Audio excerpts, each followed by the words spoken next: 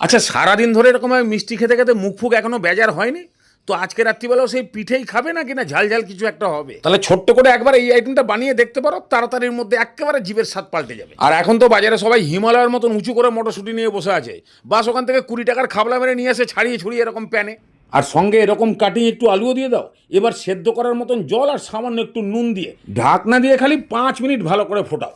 আর হাতে এই যে 300 সেকেন্ড এখন আছে, তার মধ্যেই 2টো টমেটো, সামান্য একটু আদা কুচি আর 3-4টে কাঁচা লঙ্কা, বাস এগুলোকে ভালো করে পিষিয়ে দাও। এবার ওইদিকে দেখো 5 মিনিটের মধ্যে মটর আর আলু যে পজিশনেই থাকুক, বাস এবারে নামিয়ে দাও, কড়াই বসাও। আন্দাজ বুঝে তেল যাবে, গরম হয়ে গেলেই হাফ চামচ জিরে, একটা তেজপাতা আর সামান্য একটু হিং, হালকা খালি একটু নাড়িয়ে চাড়িয়ে জিরেটা ভাজা হয়ে গেলেই বাস দিয়ে দাও টমেটোর পেস্ট। এবার এর মধ্যে আন্দাজ বুঝে নুন, হলুদ গুঁড়ো, ধনে গুঁড়োটা 1 চামচ আর জিরে গুঁড়ো হাফ চামচ, আর কালারের জন্য 1 চামচ মতো কাশ্মীরি লঙ্কার গুঁড়ো দিয়ে এগুলোকে আগে ভালো করে একবার মিশিয়ে দাও। তারপরেই 1 চামচ মতন বেসন। এই বেসন দিলে টেস্টও অনেকটা বেড়ে যাবে আর গ্রেভিটাও একটু মোটা মাখা মাখা টাইপের হয়ে যাবে।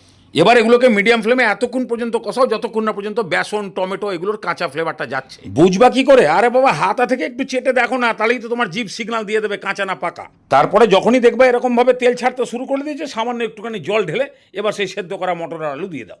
এবারে 5-7 মিনিট একটু ভালো করে কষিয়ে দিলেই এই জলীয় ভাবটা শুকিয়ে গিয়ে একটা মাখা মাখা টাইপের হয়ে তেল ছাড়তে শুরু করে দেবে, ঠিক এইরকম।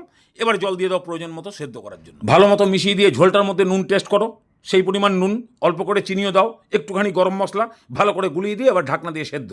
ততক্ষণে আরেকটু তাগড়া সেন্ট বাড়ানোর জন্য অল্প করে জিরে আর ধনে এটাকে হালকা ভেজে নিয়ে এবারে গুঁড়ো করে দাও। এদিকে তরকারির যখন পুরোপুরি লাস্ট সিন চলছে, মানে সব সেদ্ধ হয়ে গিয়ে মাখা মাখা টাইপের হয়ে গেছে, বাস ওই জিরে ধনে ভাজার গুঁড়ো দিয়ে ভালো করে মিশিয়ে আবার নামিয়ে দাও। শক্ত মটর দিয়ে অনেকবার ঘুগনি বানিয়ে খাওয়া হয়ে গেছে না? তো একবার এরকম নরম মটর দিয়ে ঘুগনি বানিয়ে খেয়ে দেখো, মানে একেবারে চরিত্রহীন টেস্টি রেসিপি। রুটি, পরোটা, নান, তন্দুরি যার সঙ্গে তুমি এর দেবা তার সঙ্গেই চলে যাবে, সুপার টেস্ট।